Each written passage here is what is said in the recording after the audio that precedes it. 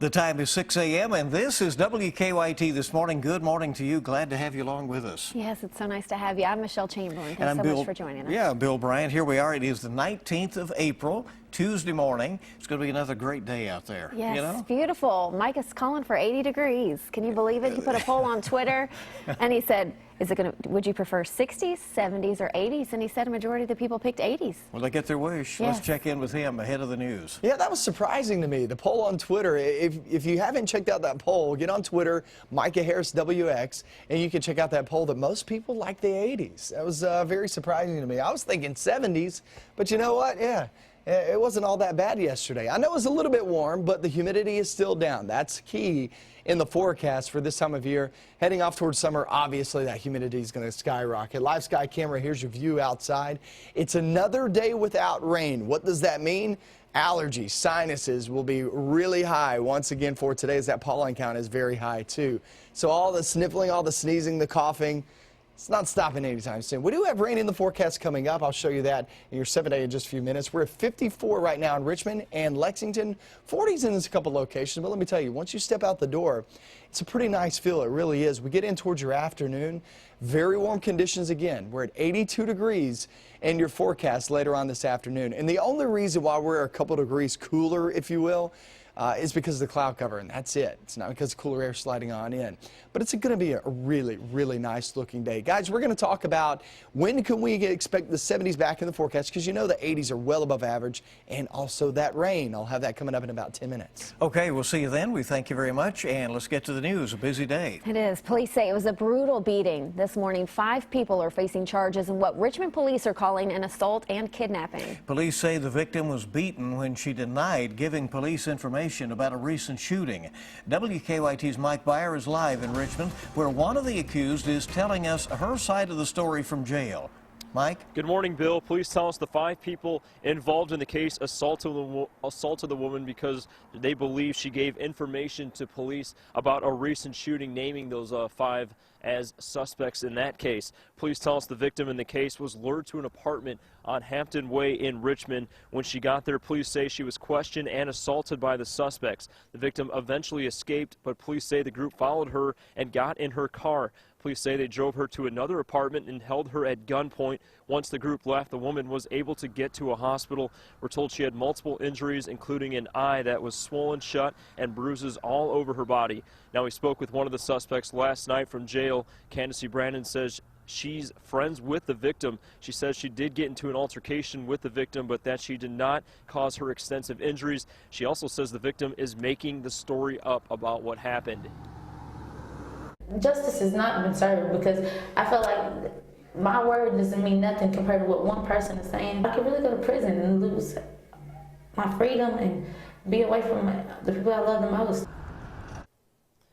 Now, Brandon, along with Justin White, Michael Walters, Aaron Estel, and Jordan Cornelison all face kidnapping charges. Brandon and White also face other charges. Brandon says her first hearing will be on Wednesday. Live in Richmond, Mike Byer, WKYT.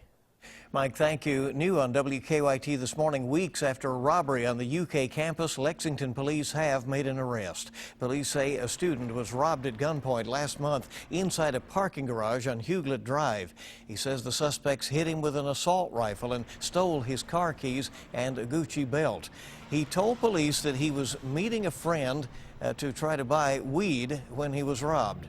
This morning, we've learned that police have charged Avion Camp of Louisville with robbery. He will be arraigned today. A Lexington business owner is cleaning up after a costly theft. Barney Miller says 2 men broke into work vans behind his store Sunday night and stole about $2,000 worth of tools.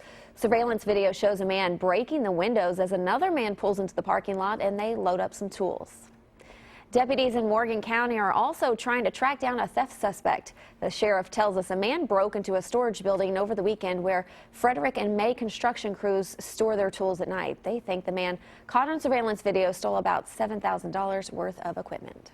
It's been 4 days since lawmakers approved a new 2-year state budget for the Commonwealth, and this morning we're still waiting to see when Governor Matt Bevin will sign it or if he's going to veto any part of it. Well, this morning we're getting some hints. WKYT's Mark Mark Barber is at our live desk to explain. Mark? Good morning, Bill. As the governor considers vetoing lines from the bill, we've learned he is meeting with the cabinet finance secretary this morning. Bevin says they will make a major announcement in 5 hours. While we do not know if it will be about the budget, the meeting is coming on the heels of Bevin's op-ed on the budget. There is a pretty dramatic shift in Bevin's tone in the article from what we've heard over the past few weeks. The governor has been highly critical of House leaders for what he called their unwillingness to compromise. However, in yesterday's op-ed, he commended the House for working with the Senate to approve a budget that will allow the state to start cleaning up its finances. Bevin also spent a good deal of time in the article focusing on how sweeping cuts to numerous state agencies will help start funding pensions for state employees and retired teachers. Toward the end of his op-ed, Bevin said he is carefully reviewing the final details of the budget. Of course, this morning we are still waiting to see if he will strike anything from the bill. He has until next Friday to veto any lines. From the live desk, Mark Barber, WKYT. All right, we'll know soon. Of course, the details on WKYT News at noon. Well, the federal government has filed a motion to dismiss a bribery charge against a former state employee. Tim Longmire is accused of taking thousands of dollars in kickbacks while he was head of the Kentucky State Personnel Cabinet.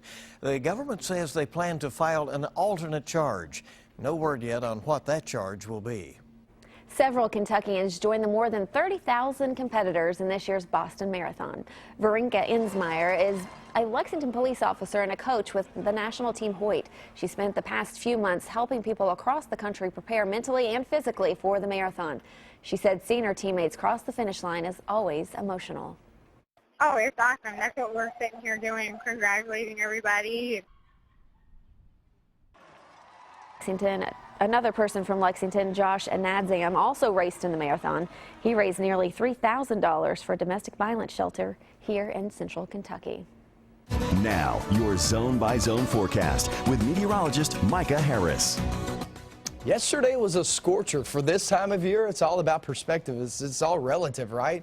I mean, look at the temperatures outside yesterday. Highest around the region that we have seen and heard about, 86 degrees there in Jackson and Breathitt County. These are official numbers. Frankfort coming in at 85, Lexington, London, Corbin, 84 degrees. Look toward Moorhead and Rowan County, my friends over toward Lakeview Heights. We actually finished off right around 83 degrees in Owensville in Bath County, Salt Lake. You're sitting right there around 82 degrees. It was a warm one. But I will tell you this, humidity's down. That helps us out big time. And the pollen count is still high, and it's going to stay that way again today. Last time we actually reached temperatures like these was back in September of last year. 84 was the high in Lexington. The last time we actually hit 84 plus degrees was September 24th when we hit 86. It's almost 6 months ago. It's a long time ago, and this is some warmth that's settling on in. It's not moving anytime soon. We're in the 40s, couple of 50s sprinkled in here and there, back toward Pulaski County, Fawbush community, Science Hill. Good morning to you guys. Go down into Somerset, and then Burnside Marina. Should be nice out at the marina and also Lake Cumberland later on this afternoon. We're at 63 degrees in Jackson. I know the water's still cool, I get it, but out on the boat in the low 80s, it's not bad. We'll take that. A few clouds filter on in with no rain chance for today. But let me tell you this, once we slide off to the next few days, activity starts to spark up, especially as we get towards your Thursday and Friday. Let's talk about these days, the next couple of days. Wednesday, temperatures will drop below 80 degrees for most areas, right around 80 degrees is what we'll call it.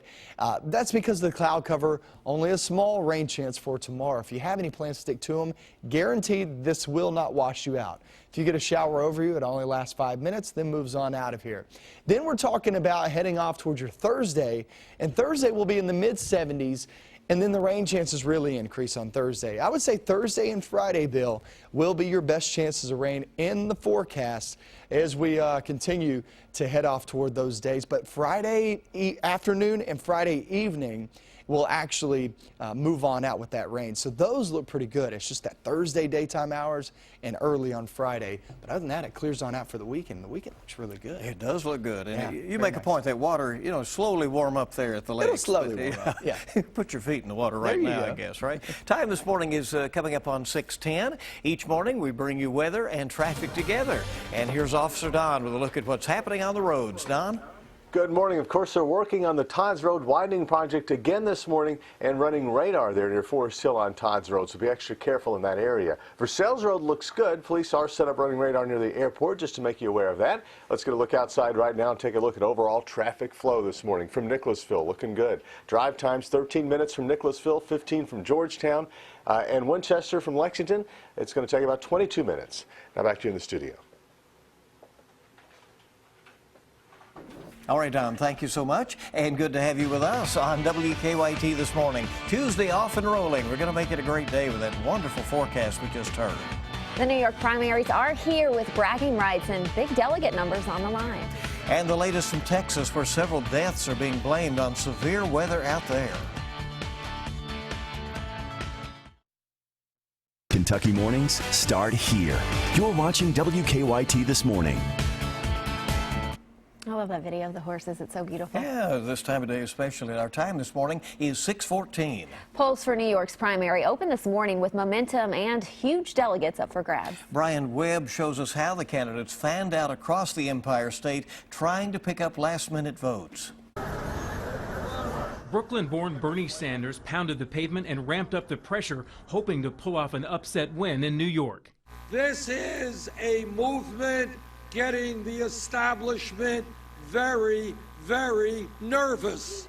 Hillary Clinton has a 10-point lead over Sanders in her adopted state. She spent the day drumming up support from her biggest backers, women and minorities. For the Republicans, if Donald Trump can capture more than 50% of the statewide vote, it puts him in position to win all of New York's 95 GOP delegates. Even a slip of the tongue during a speech in Buffalo didn't seem to trip him up. I watch our police and our firemen down to World Trade Center right after it came down, and I saw the greatest people I've ever seen in action. The polls show Trump has more support in his native New York than Ted Cruz and John Kasich combined. Brian Webb for CBS News.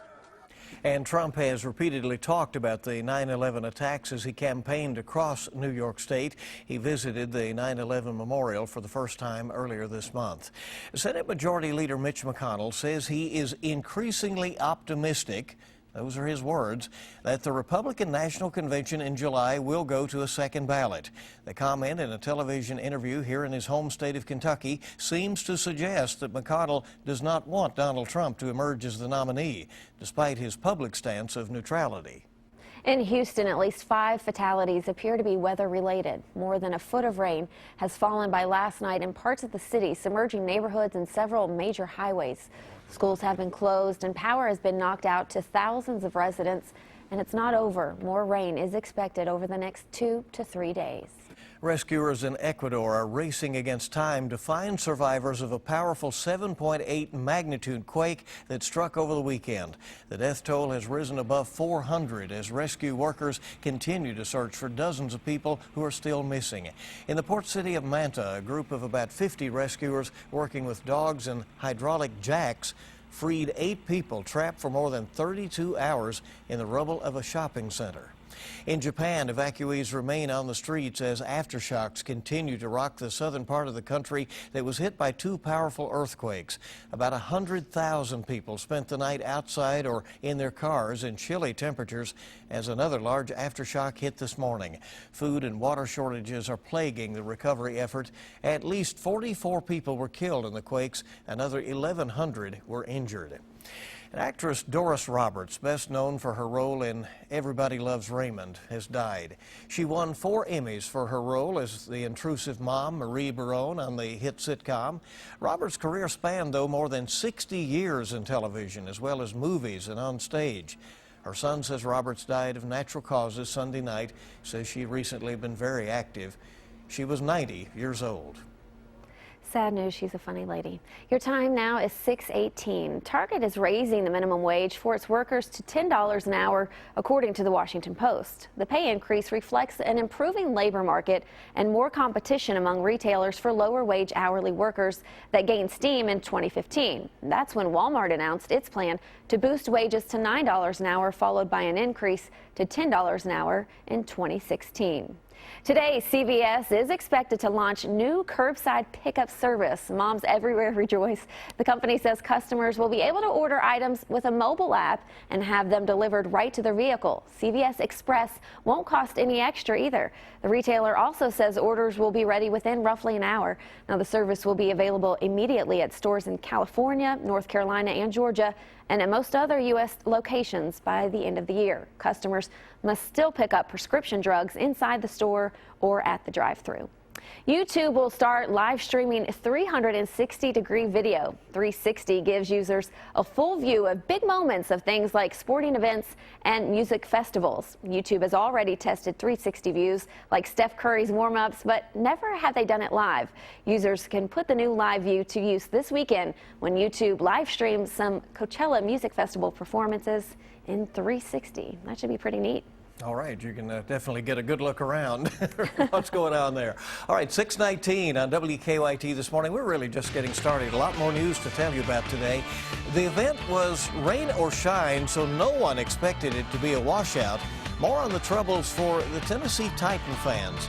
Coming up after weather in about 6 minutes. When the sprinklers go off unannounced, that's when it becomes a party. Taste of June outside? Absolutely. It does not feel like spring. I can promise you that. We do that again later on this afternoon. Then the rain moves on in. I'll show you that in your forecast coming up next.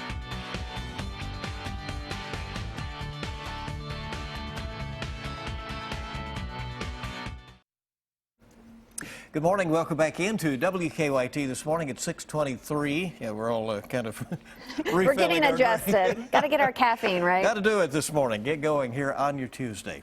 5 people are facing charges in a kidnapping case in Richmond. And that's what's trending at this hour. Police say Candace Brannon, Justin White, Michael Walters, Aaron Estel Bradshaw, and Jordan Corneliuson are all accused of luring a woman into an apartment and beating her. Police say the victim was beaten when she denied giving police information about a recent shooting. Avion Camp will be arraigned in a robbery charge today in Lexington. Police say he and another person assaulted and robbed a man last month inside a parking garage on the UK campus. Another day where we expect very warm temperatures around these parts. Meteorologist Micah Harris with that.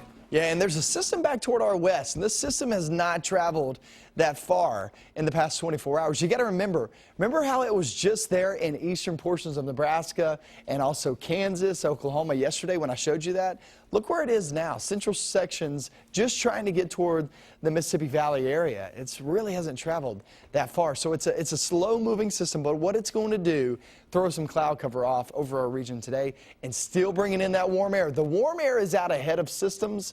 There's your front. Cool air back toward the west of that. So we're in that warm sector and we'll continue to be there until that rain glides on in here, which will be Thursday and Friday, not so much Wednesday. Wednesday's only a very, very small chance. Live sky camera, beautiful shot this morning. Feels pretty good. We're 54, a pair of those in Lexington and also Richmond. And then we'll make your way toward Winchester. Good morning to you guys in Winchester and Clark County. Frenchburg and Menifee County, West Liberty, and also Paris there in Bourbon County, North Middletown. Everything looks good this morning, guys. 80s by the afternoon. Back in the forecast.